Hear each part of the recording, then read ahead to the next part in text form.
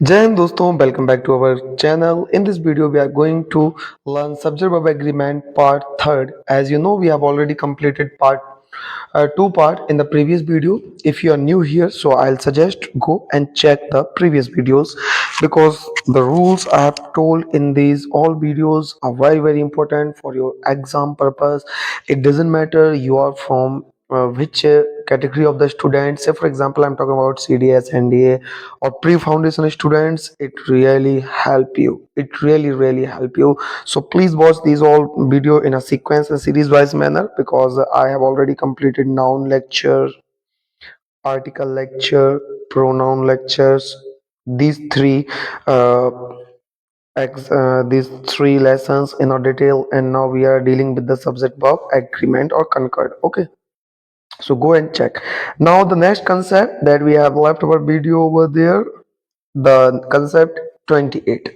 Today we have to learn concept 28 in this. If you find, let me change it. If you find, if the name of the book, please, very important rule because sometime you find this concept in CDS and ये exam कभी कभार और expectation भी ज्यादा रहती है इसके आने की।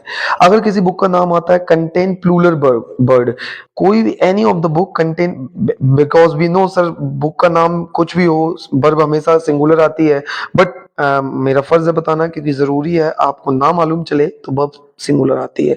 से फॉर एग्जांपल कोई भी बुक का नाम हो, द टेल्स ऑफ सिंदबाद, अब क्या लिखा है टेल्स, आप प्लूरल देख के हो सकता है आप आर लगा दो यहाँ, but you are wrong, here is आएगा।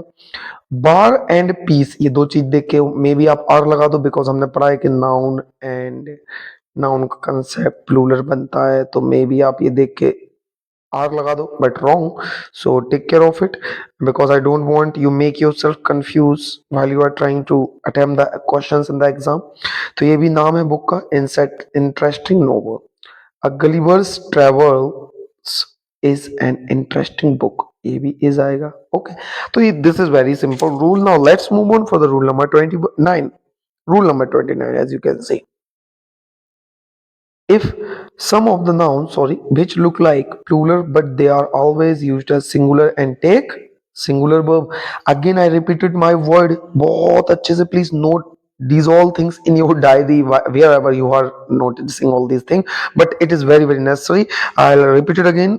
Some of the noun which look like plural, only दिखते plural हैं but used, because used on the basis of use we have to attempt the answer singular and verb singular. Okay, this is the three thing you have to remember.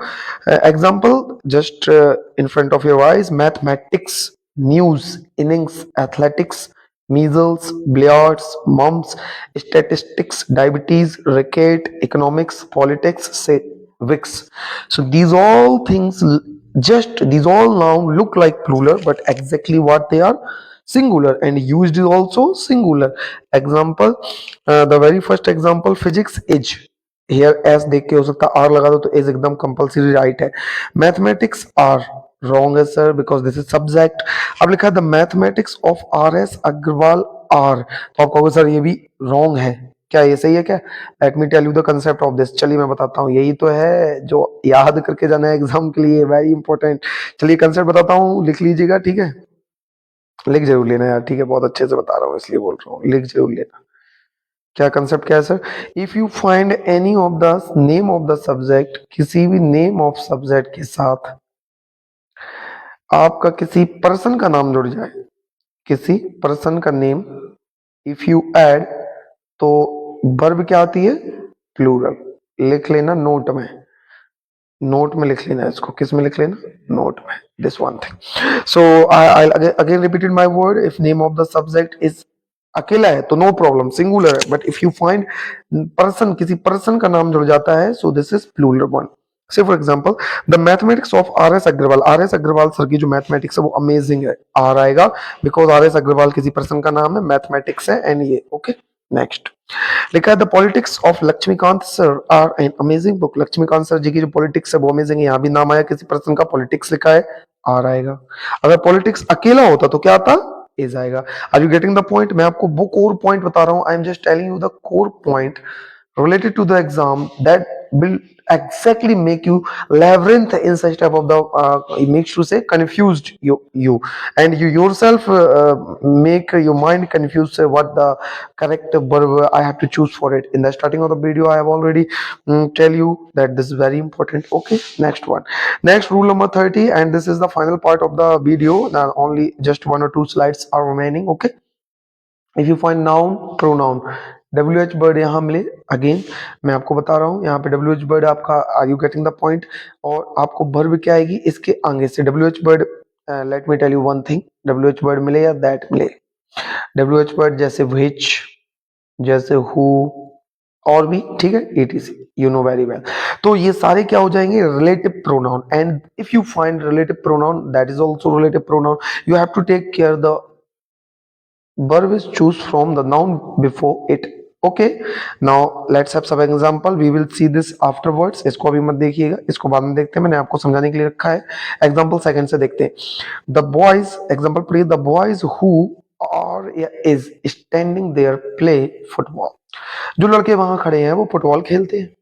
तो क्या आएगा, the boys, sir this is W H family और relative pronoun है, this is relative pronoun, and boys के according देखें तो यहाँ पे क्या आएगा, आर आएगा, सो this is right. Next, he had dog which was killed, which, sir again this is relative pronoun, dog है, यहाँ पे was आएगा, right? The story that is very important because you make yourself confused here. Don't make it, because that is also not belong from WH family, but that is also relative pronoun. So story के according अगर हम देखें तो is right. Okay. Now अब ये देखिए, it is I. Who to blame is am are. अब who लिखा है, I बना है, वही है ना, तो क्या आएगा, I am आएगा। क्लियर है ना? और ये भी मैं बताना चाह रहा हूँ, ये मैंने क्या कहा था यहाँ पे, ये कहा था if you find it, yeah, you find is or was, no matter, let me sort in this thing, is या was मिलेगा हमेशा। यहाँ पे इस चीज का ध्यान रखना है, यहाँ पे सब्जेक्ट आता है, ना कि क्या, please take care of it, ना कि ऑब्जेक्ट, ना कि ऑब्जेक्ट। क्या सर, ये तो हम जानते हैं। अच्छा चलो एक एग्जांपल पूछता हूँ, जानते हैं तो फिर एग्जांपल बताइए। It is me who have mistaken, this is right or wrong? Now tell me, जल्दी से मुझे इसका आंसर बताओ, this is right or wrong? It is me who, तो आप देखोगे सर who के अकॉर्डिंग देखें तो me have, ये तो सर वैसे भी गलत है। ओके, आप कहोगे सर यहाँ गलती है, तो मैं ठीक है यहाँ पे आपके अकॉर्डिंग कर देता हूँ। तो क्या आना चाहिए सर, पता ही नहीं चल रहा है क्या करें यहाँ पे, मे भी आपको ना मालूम चल रहा हो। लेट मी टेल यू, यहाँ पे मी ही गलत है, बिकॉज इट के साथ मैंने क्या बताया, सब्जेक्टिव फॉर्म आता है, नॉट ऑब्जेक्ट।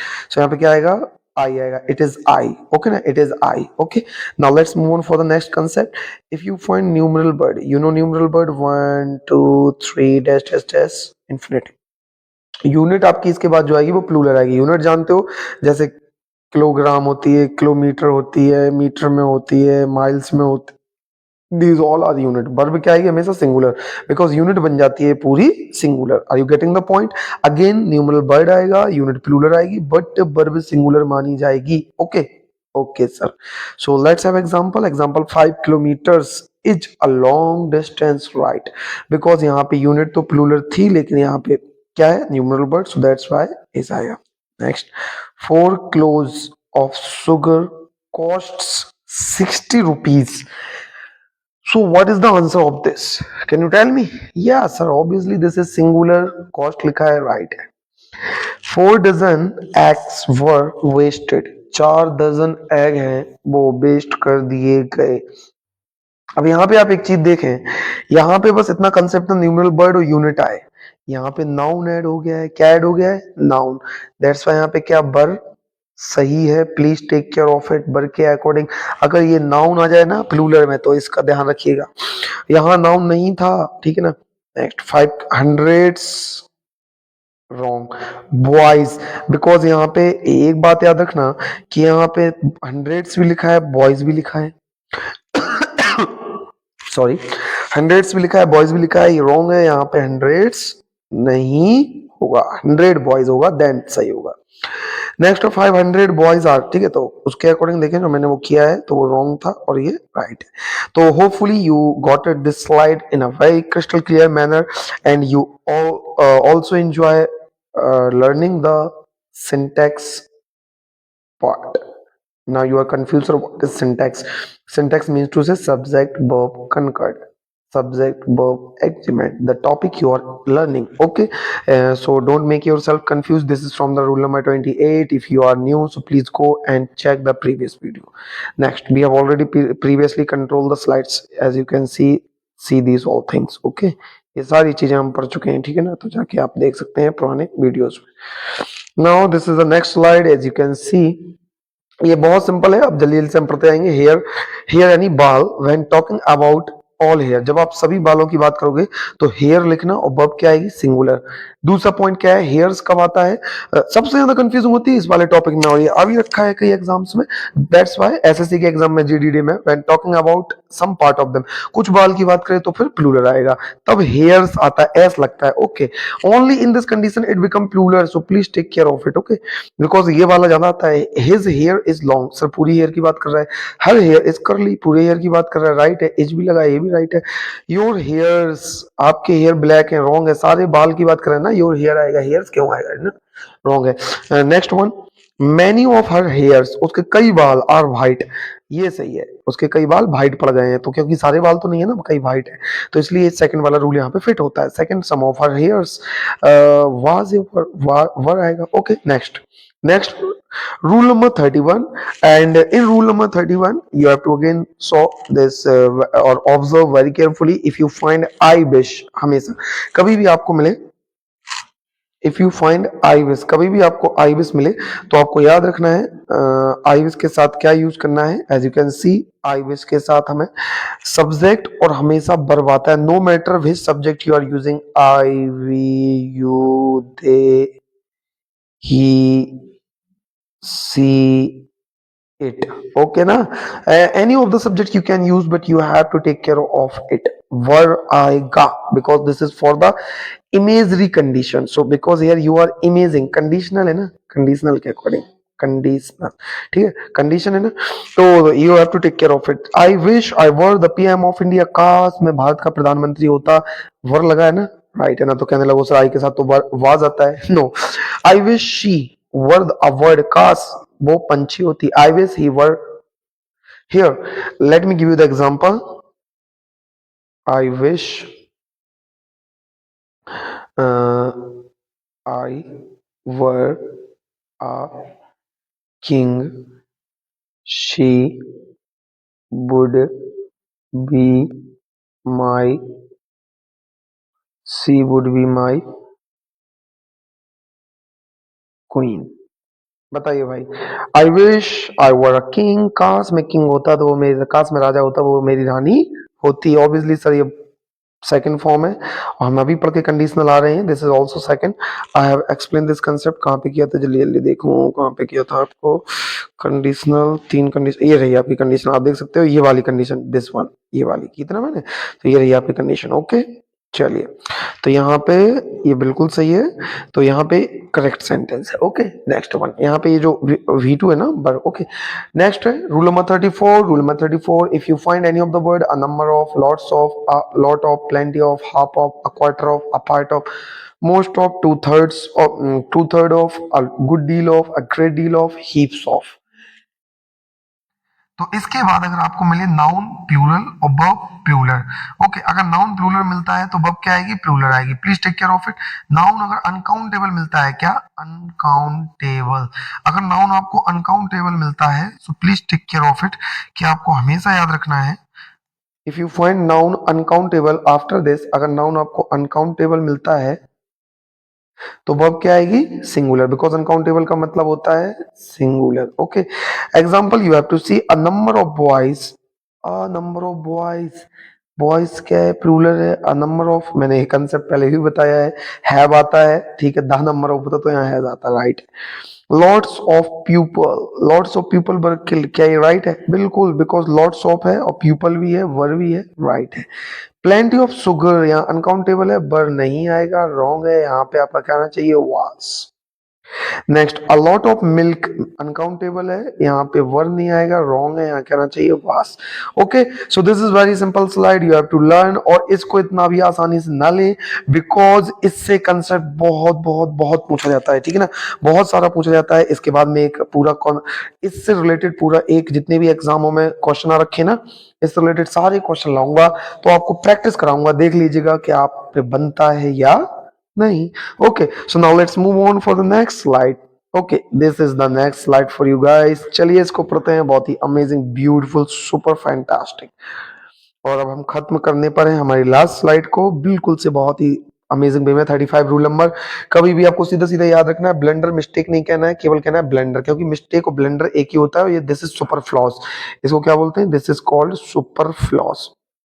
तो ये सुपर फ्लॉज हो जाता है, सॉरी, ये क्या हो जाता है हमारा, सुपर फ्लॉज कहलाता है। और ये गलत, बहुत महा गलती हो जाती है, वो याद रखना है, ब्लेंडर मिस्टेक नहीं, मिस्टेक ब्लेंडर कहना है, only blunder. Strong breeze, light breeze नहीं, ओनली ब्रीज कहना है।